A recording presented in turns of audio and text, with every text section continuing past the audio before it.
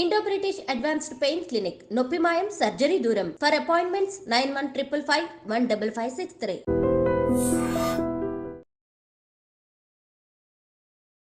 Welcome to iDream. It's me అనుషోకమల్. ఇవాళ మన guest VCS IT solution CEO and founder Sivakrishna garu ఉన్నారు. వారితో మాట్లాడదాం. నమస్తే సార్. నమస్తే మేడం. సో ప్రధానంగా మీ దగ్గర ఎలాగో ఐటీ కోర్సెస్ ఉంటాయి కాబట్టి ప్రజెంట్ ట్రెండింగ్ కోర్సెస్ ఏవి, బాగా ఫ్యూచర్ మంచిగా ఉండేవి అంటే ఏం చెప్తారు? ఓకే, ఇక్కడ 2 థింగ్స్ అండి. ఫ్రెషర్ లెవెల్లో కొన్ని కోర్సెస్ ఉంటాయి, ఓకే, అలాగే ఎక్స్పీరియన్స్ లెవెల్లో కొన్ని కోర్సెస్ ఉంటాయి. అంటే అప్గ్రేడ్ అవ్వడానికి. ఓకే, ఫస్ట్ మనం ఫ్రెషర్స్ గురించి మాట్లాడదాం. ఎవరైతే ఫ్రెషర్స్ అంటే బీటెక్ గ్రాడ్యుయేషన్ కంప్లీట్ చేసుకొని ఎవరైతే జాబ్ సర్చింగ్లో ఉన్నారో, లేదంటే ఫైనల్ ఇయర్ స్టూడెంట్స్ ఎవరైతే ఉన్నారో వీళ్ళని మనం ఫ్రెషర్స్ అంటాం. ఈ ఫ్రెషర్స్కి మార్కెట్ ఫ్యూచర్ దేని మీద డిపెండ్ అయి ఉంటుంది అంటే, ఫ్రెషర్గా ఒక జాబ్ రావాలంటే ఫస్ట్ కెరీర్ ఆప్షన్ డెవలపర్గా వెళ్ళాలి. ఒక డెవలపర్గా వెళ్ళాలి అంటే ఏదో ఒక ప్రోగ్రామింగ్ లాంగ్వేజ్ అయితే పర్ఫెక్ట్గా ఉండాలి. ఓకే, అది పైథాన్ నేర్చుకుంటారా, జావా నేర్చుకుంటారా, లేకపోతే వేరే లాంగ్వేజ్ ఇంకేదైనా నేర్చుకుంటారా అనేది వాళ్ళ ఇష్టం. కాకపోతే మా సజెషన్ ఏంటి అంటే, ఎవరైతే నాన్ ఐటీ బ్యాక్గ్రౌండ్ నుంచి వస్తున్నారో, అంటే మెకానికల్, సివిల్ ఈ బ్యాక్గ్రౌండ్, లేదంటే డిగ్రీ బ్యాక్గ్రౌండ్ నుంచి వస్తున్నారో వాళ్ళకి అక్కడ కోడింగ్ స్కిల్స్ తక్కువ ఉంటాయి. కాబట్టి కోడింగ్ తక్కువ ఉండాలి అంటే పైథాన్ సెలెక్ట్ చేసుకోవడం బెస్ట్. ఓకే, లేదు ఆల్రెడీ వాళ్ళు సిఎస్ ఐటీ అయితే జావా నేర్చుకోవడం బెటర్. లేదు సార్ నేను జావా నేర్చుకున్న కోడింగ్ రాదు అనుకుంటే సెకండ్ ఆప్షన్ పైథాన్కి వెళ్ళొచ్చు. ఓకే, పైథాన్లో ఏంటంటే మనకి కోడింగ్ తక్కువ ఉంటుంది. అలాగే ఇప్పుడు పైథాన్ నేర్చుకుంటే మనకి ఫ్యూచర్లో కూడా ఆపర్చునిటీస్ ఎక్కువ ఉంటాయి. ఓకే, అంటే ఫ్యూచర్లో వీళ్ళు 1 year 2 years వర్క్ చేసిన తర్వాత ఏదైనా కెరీర్ షిఫ్ట్ అవుదాం అనుకున్నప్పుడు, అంటే స్విచ్ అవుదాం అనుకున్నప్పుడు అప్పుడు కూడా పైథాన్ యూజ్ అవుతుంది వాళ్ళకి. ఫర్ ఎగ్జాంపుల్ ఇప్పుడు డెవలపర్గా వర్క్ చేస్తూ ఒక 2 years 3 years తర్వాత మనకి మార్కెట్ అంతా ఆర్టిఫిషియల్ ఇంటెలిజెన్స్ ఉంటుంది. కాబట్టి ఒకవేళ ఆర్టిఫిషియల్ ఇంటెలిజెన్స్కి వెళ్ళాం అనుకున్నప్పుడు అక్కడ కూడా పైథాన్ వాడుకోవచ్చు వాళ్ళు. అంటే ఆర్టిఫిషియల్ ఇంటెలిజెన్స్లో మనకి మిషన్ లెర్నింగ్ అల్గారిథమ్స్ కానీ, NLP natural language processing algorithms కానీ, కంప్యూటర్ విజన్ ఇలాంటి అల్గారిథమ్స్ అన్నింటినీ ఇంప్లిమెంట్ చేయాలి అంటే ఒక కోడింగ్ లాంగ్వేజ్ కావాలి. అక్కడ మనం పైథాన్ వాడుకోవచ్చు.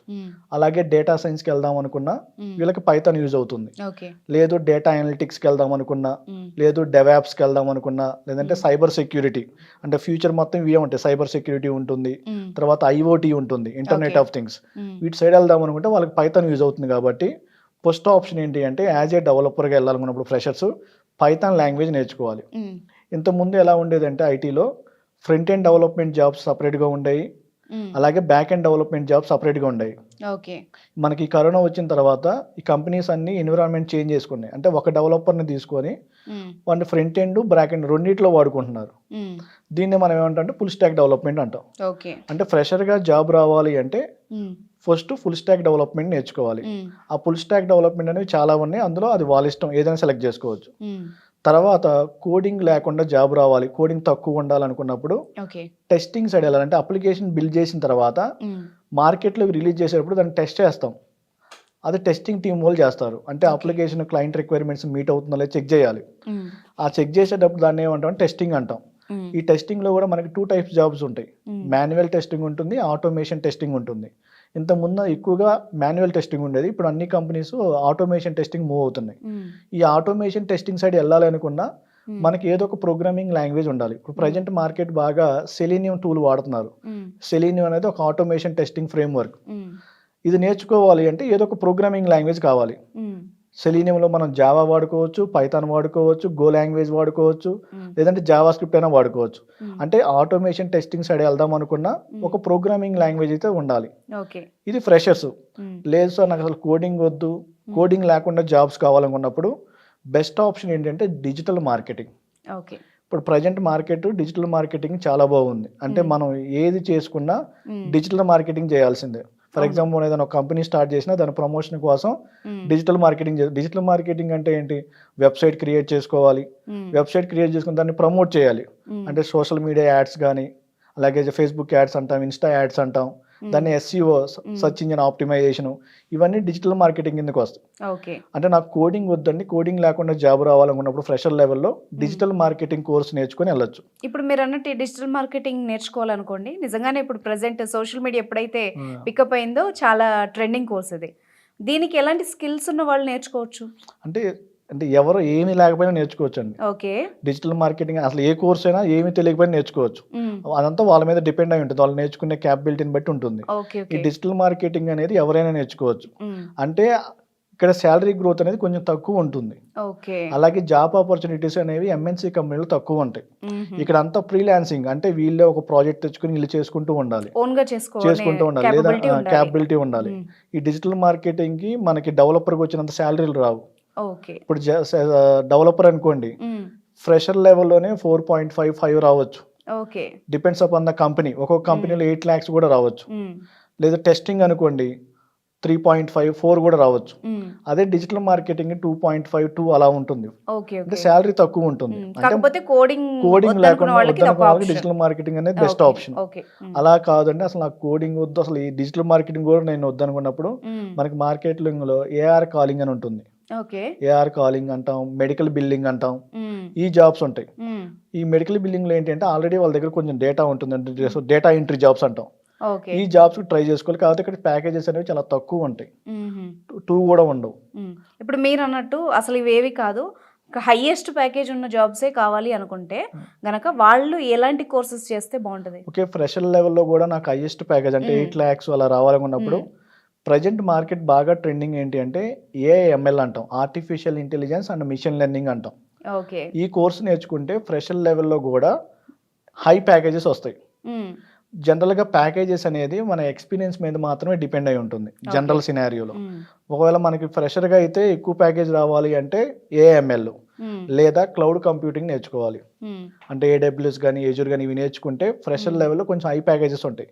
ఓకే. జనరల్‌గా డెవలపర్ అయినా లేదా టెస్టర్ అయినా మినిమమ్ ప్యాకేజ్ 4 lakhs అలా ఉంటుంది. హ్మ్. లేదు ఇంకా ఎక్స్‌పీరియన్స్ లెవెల్ అంటే ఎక్స్‌పీరియన్స్ ఉంటే అప్పుడు హై ప్యాకేజెస్ వస్తాయి. హ్మ్. ఈ హై ప్యాకేజెస్ ఏంటి అంటే డేటా సైన్స్ అని ఉంటుంది మార్కెట్‌లో. హ్మ్. డేటా సైన్స్ ఒకటి, అలాగే డేటా అనలిస్ట్ ఒకటి, హ్మ్. నెక్స్ట్ వన్ బిగ్ డేటా అంటాం. బిగ్ డేటా, హ్మ్. నెక్స్ట్ డెవాప్స్ అంటాం. హ్మ్. డెవాప్స్ విత్ క్లౌడ్ కంప్యూటింగ్ ఉంటుంది. ఓకే. అలాగే మల్టీ క్లౌడ్ అంటున్నారు ఇప్పుడు మార్కెట్ అంటే ఒకళ్ళకి 2 క్లౌడ్ కంప్యూటింగ్ వచ్చి ఉండాలి. హ్మ్. దాన్ని మల్టీ క్లౌడ్ అంటాం. మల్టీ క్లౌడింగ్ ఉంది. హ్మ్. అలాగే సైబర్ సెక్యూరిటీ ఉంది. వీటన్నిటికి హై ప్యాకేజెస్ ఉంటాయి. ఓకే. వీటన్నిటికి వెళ్ళాలంటే కొంచెం మనకి ఎక్స్‌పీరియన్స్ ఉండాలి. లేదా హ్మ్. మనం కోర్స్ నేర్చుకొని ఇంటర్న్‌షిప్స్ అన్నా చేయాలి. ఓకే. అప్పుడు మనకి హై ప్యాకేజెస్ వస్తాయి ఈ డొమైన్స్‌లో. హ్మ్. Okay sir. మరి కొంచెం గ్యాప్ వచ్చిందనుకుందాం. హ్మ్. వాళ్ళు ఎలాంటి కోర్సెస్ చేస్తే బెటరు? ఓకే. జనరల్‌గా గ్యాప్ అనేది కామన్‌గా ఉంటుంది. హ్మ్. అంటే వాళ్ళ బ్యాక్‌గ్రౌండ్ ఏదైనా ఉండని హ్మ్. కామన్‌గా గ్యాప్ అయితే ఉంటుంది. ఈ గ్యాప్‌ని ఫిలప్ చేయాలి అనేసి హ్మ్. సాఫ్ట్‌వేర్‌లో మళ్ళీ మనం రీస్టార్ట్ చేయాలనుకోండి కెరియర్‌ని. హ్మ్. సక్సెస్‌ఫుల్‌గా మనం రీలాంచ్ అవ్వాలనుకున్నప్పుడు హ్మ్. వాళ్ళకి 3 థింగ్స్ ఉండాలి. First okay. Right course select చేసుకోవాలి. అంటే ప్రెజెంట్ మార్కెట్‌లో ఏ కోర్స్ డిమాండింగ్ ఉంది. హ్మ్. తర్వాత ఆ కోర్స్‌కి మనం సూటబులా కాదా? ఓకే. ఫర్ ఎగ్జాంపుల్ నాకు అసలు ఐటీ బ్యాక్‌గ్రౌండ్ ఏమీ లేదు. హ్మ్. నేను డైరెక్ట్‌గా ఫుల్ స్టాక్ డెవలప్‌మెంట్‌కి వెళ్తా అంటే కుదరదు. హ్మ్. తర్వాత నాకు డిజిటల్ అసలు కోడింగ్ ఏమి లేదు, నేను ఏఐకి వెళ్తా అంటే కుదరదు. అంటే హ్మ్. మనం ఏ కోర్స్‌కి వెళ్తున్నామో దాన్ని డిసైడ్ చేసిన తర్వాత హ్మ్. దానికి మనం ఎలిజిబులో కదా చెక్ చేసుకుంటే కొంచెం ఈజీగా ఉంటుంది. హ్మ్. కెరియర్ గ్యాప్ ఉన్నా గానీ కొంచెం ఈజీగా జాబ్ తెచ్చుకోవడానికి ఆప్షన్స్ ఉంటాయి. హ్మ్. తర్వాత రైట్ మెంటర్‌ని సెలెక్ట్ చేసుకోవాలి. అంటే మనం ఓకే. ఆ కోర్స్ ఎక్కడ నేర్చుకుంటున్నాం, హ్మ్. అక్కడ సక్సెస్ రేట్ ఎలా ఉంది, ఇవన్నీ చెక్ చేసుకొని జాయిన్ అవ్వాలి. హ్మ్. బ్లైండ్‌గా ఇక్కడ చెప్తున్నారు ఇక్కడ జాయిన్ అయితే హ్మ్. అంటే కుదరదు. హ్మ్. ఇది కెరియర్ గ్యాప్ ఉన్నవాళ్ళు. కోర్స్ నేర్చుకున్న తర్వాత నార్మల్‌గా ట్రై చేసే వాళ్ళకి, కెరియర్ గ్యాప్ ఉన్న వాళ్ళకి చాలా డిఫరెన్స్ ఉంటుంది. హ్మ్. ఈ కెరియర్ గ్యాప్ ఉన్న వాళ్ళు ఏం చేయాలంటే కోర్స్‌తో పాటు హ్మ్. ప్రాజెక్ట్స్‌ని బిల్డ్ చేసుకోవాలి. రియల్ టైమ్ ప్రాజెక్ట్‌ని బిల్డ్ చేసుకొని, హ్మ్. ఒకవేళ ఇంటర్న్‌షిప్ ఆపర్చునిటీ ఉంటే ఇంటర్న్‌షిప్ ఆపర్చునిటీ చేసుకొని, హ్మ్. వీళ్ళు ఒక ప్రొఫైల్ క్రియేట్ చేసుకోవాలి. మనకిప్పుడు మార్కెట్‌లో బాగా పాపులర్ లింక్డ్ఇన్ ప్రొఫైల్ ఉంది. హ్మ్. లింక్డ్ఇన్‌లో ఒక ప్రొఫైల్ క్రియేట్ చేసుకొని, వీళ్ళంతటికి వీళ్ళు పాపులర్ బాగా సెర్చ్ చేసుకోవాలి. ఓకే. అదే ఫ్రెషర్స్‌కి అనుకోండి, కెరియర్ గ్యాప్ లేదనుకోండి, వీళ్ళకి ఆఫ్ క్యాంపస్‌లో ఎక్కడో చోట ప్లేస్‌మెంట్ జరుగుతా ఉంటాయి హ్మ్. ఫ్రెషర్స్‌కి. హ్మ్. వీళ్ళు వెళ్ళిపోవచ్చు. అదే కెరియర్ గ్యాప్ ఉన్న వాళ్ళైతే కొంచెం కష్టంగా ఉంటుంది. హ్మ్. ఈ కెరియర్ గ్యాప్ ఉన్న వాళ్ళు కూడా కొంతమంది ఫేక్ ఎక్స్‌పీరియన్స్ పెట్టి ట్రై చేస్తా ఉంటారు. హ్మ్. ఫేక్ ఎక్స్‌పీరియన్స్ పెట్టి ట్రై చేసినప్పుడు ఇక్కడ 2 థింగ్స్ ఉంటాయి. వాళ్ళు హ్మ్. ఒకవేళ ఏదైనా నాన్ ఐటీలో జాబ్ చేశారనుకోండి, హ్మ్. అక్కడ వాళ్ళకి పీఎఫ్ అకౌంట్ క్రియేట్ అవుతుంది. ఓకే. మళ్ళీ వీళ్ళు ఫేక్ ఎక్స్‌పీరియన్స్ పెట్టి ఇంకొక పీఎఫ్ అకౌంట్ క్రియేట్ చేసినప్పుడు హ్మ్. ప్రాబ్లమ్ అవుతుంది. ఓకే. పీఎఫ్ కూడా మళ్ళీ ఓవర్ ల్యాపింగ్ ఉండకూడదు. హ్మ్. ఓవర్ ల్యాపింగ్ అంటే ఏంటి అంటే, మనం ఒక కంపెనీలో జాబ్ చేస్తున్నప్పుడు మనకి లాస్ట్ ఎండింగ్ డేట్ 31 వరకో, 30 వరకో ఉందనుకోండి. హ్మ్.